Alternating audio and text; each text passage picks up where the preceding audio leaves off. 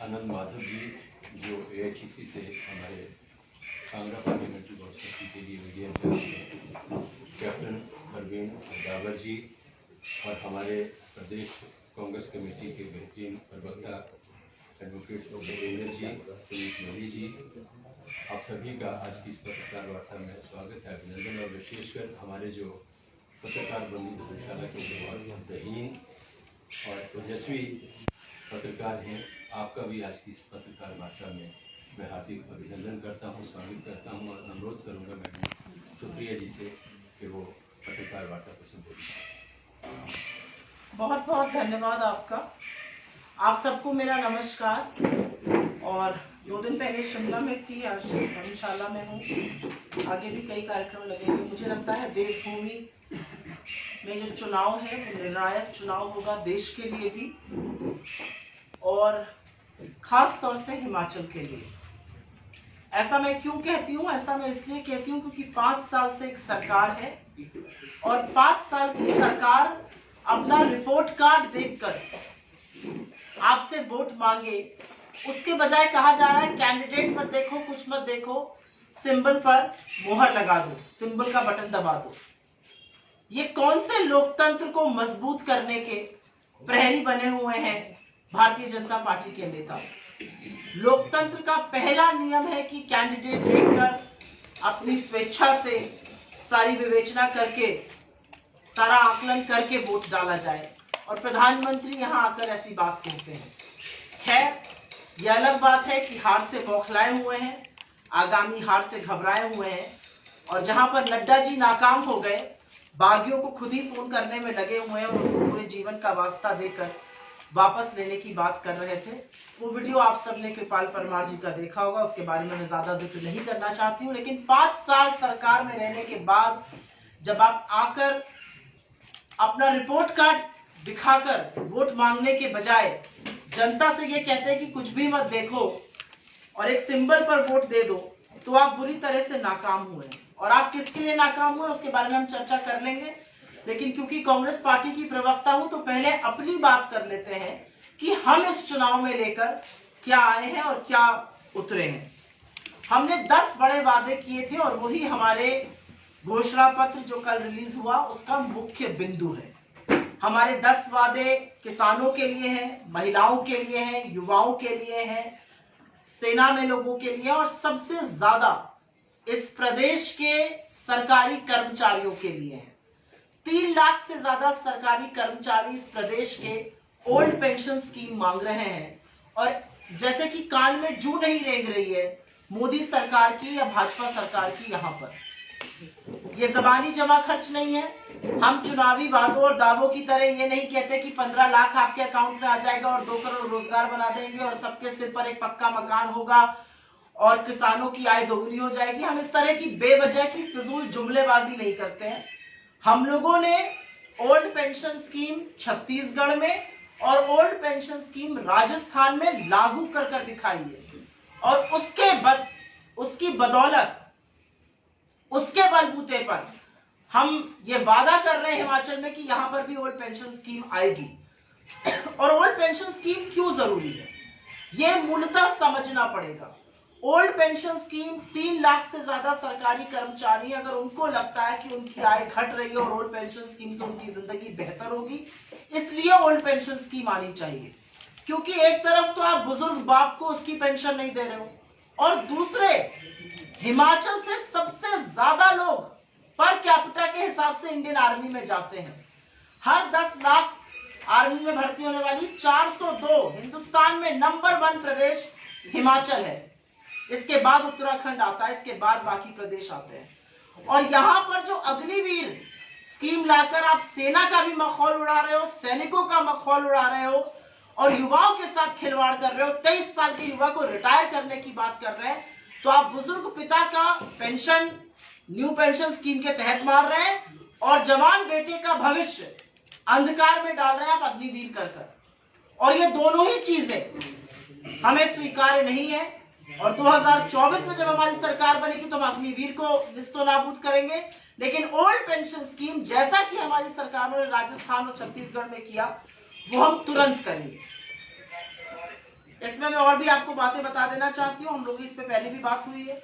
महिलाओं के लिए इस पे मासिक 1500 रुपए सहायता की बात है, क्योंकि हमारा अपना मानना है कि महिला सशक्तिकरण उनके आर्थिक सशक्तिकरण से जुड़ा हुआ है, और जब महिलाएं आर्थिक रूप से स्वतंत्र और सशक्तिकरण उनका होगा तो वो स्वतः सुरक्षित ज्यादा होंगी, स्वतः उनका सशक्तिकरण सामाजिक रूप से भी होगा। महंगाई की मार झेल रहे पूरे देश में ये होना चाहिए, लेकिन जहां हमारी सरकारें हम ये करने की कोशिशें कर रहे हैं, कहीं कहीं किया, और अब हिमाचल में चाहे वो 300 यूनिट बिजली फ्री होने की बात हो या गैस सिलेंडर कम पैसे में देने की बात हो, उसको करेंगे। 5 लाख रोजगार बनाने की बात, लोग कहेंगे ये तो मोदी जी भी जुमला देते थे। मोदी जी ने 2 करोड़ रोजगार की बात करी थी सालाना, और अभी तक तो 16 करोड़, इनफैक्ट 8.5 साल हो गए तो 17 करोड़ रोजगार बन जाने चाहिए थे। लेकिन 63,000 सरकारी पद हिमाचल में खाली क्यों है, सवाल ये है। वो किसके लिए खाली रखे जा रहे हैं और वो क्यों खाली रखे जा रहे हैं, क्या उनकी भर्ती नहीं होनी चाहिए, ये सवाल है, और इसीलिए रोजगार बनाने की हम बात कर रहे हैं।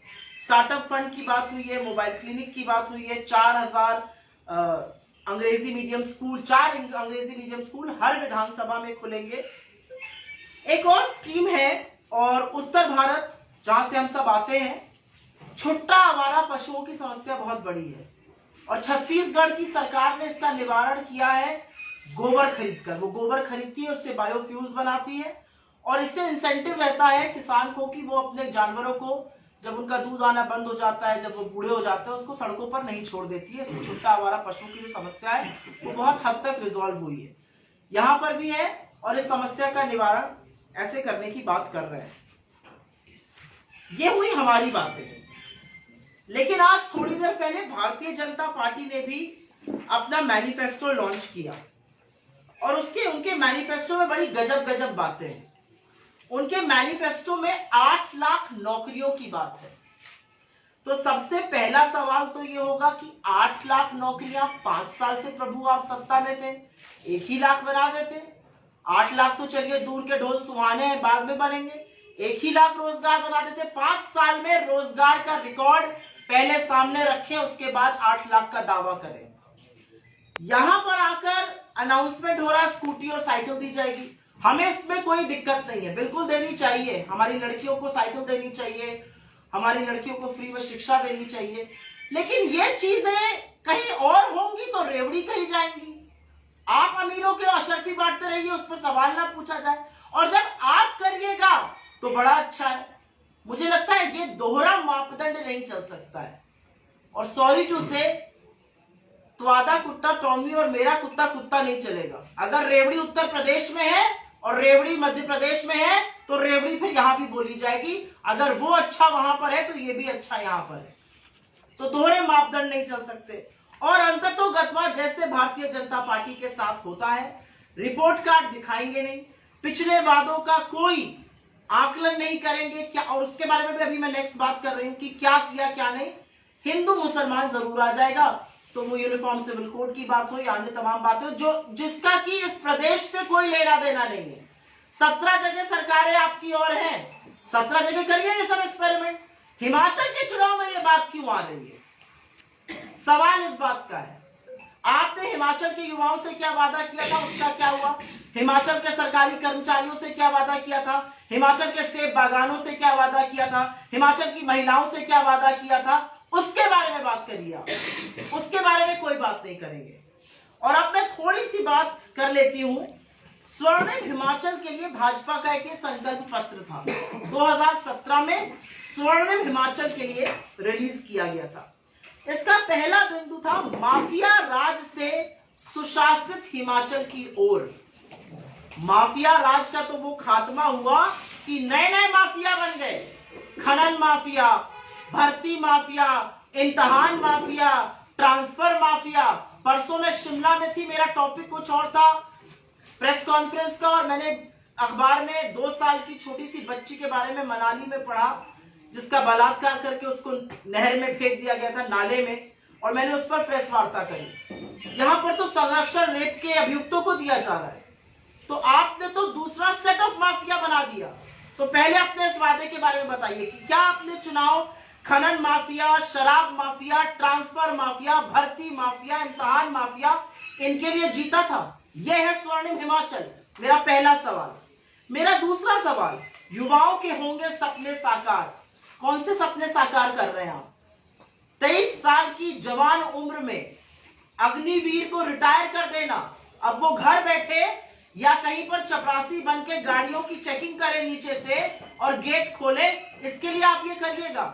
और वो लोग जो अपनी जान की बाजी लगाकर आर्मी ज्वाइन करते हैं, ये युवाओं का सपना आप साकार कर रहे थे। कितने उद्योग आपने लगाए यहाँ, कितनी नौकरियां आपने दी यहाँ, इसके बारे में भी बात हो जाए। अब आप 8 लाख रोजगार की बात कर रहे हैं। अरे प्रभु, पहले ये बताइए 5 साल में कितने दिए, अगले 5 साल मांगने से पहले। सशक्त नारी समान अधिकार, कौन सा समान अधिकार महिलाओं को मिला है?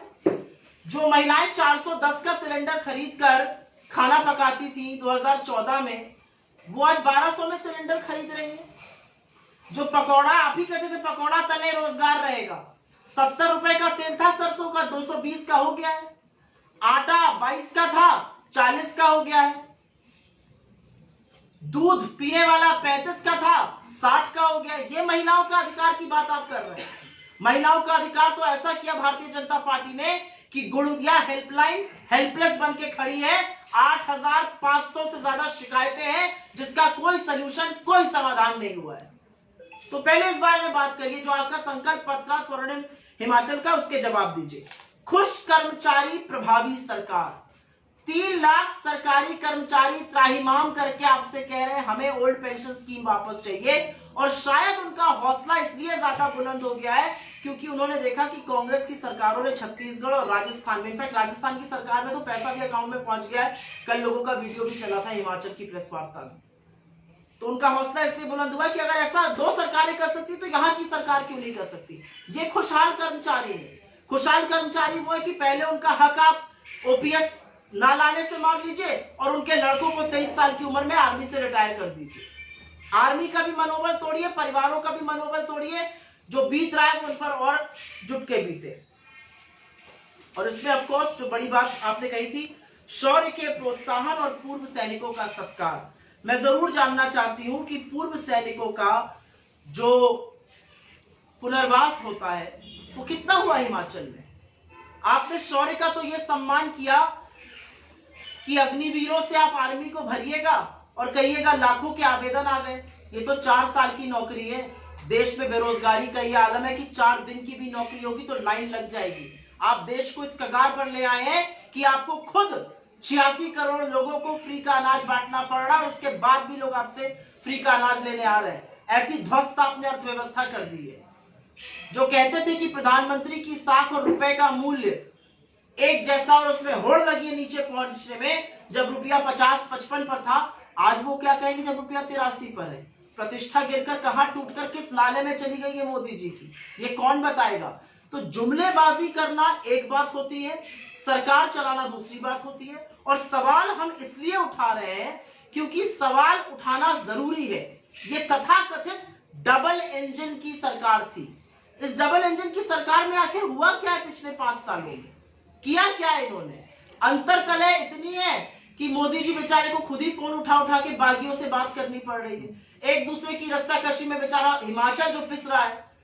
कौन नीति निर्माण करेगा जब जयराम जी अपने दिमाग से और धूमल जी को काटने में और फलाने को आगे बढ़ाने में निकले जा रहे हैं। तो मेरा अपना मानना है कि हिमाचल को हिमाचलियत की आज जरूरत है। हिमाचल को एक सशक्त नेतृत्व की जरूरत है। हिमाचल को ऐसी नीतियों की जरूरत है जो बागबानों से लेकर महिलाओं का, युवाओं का और सरकारी कर्मचारियों की बात करें।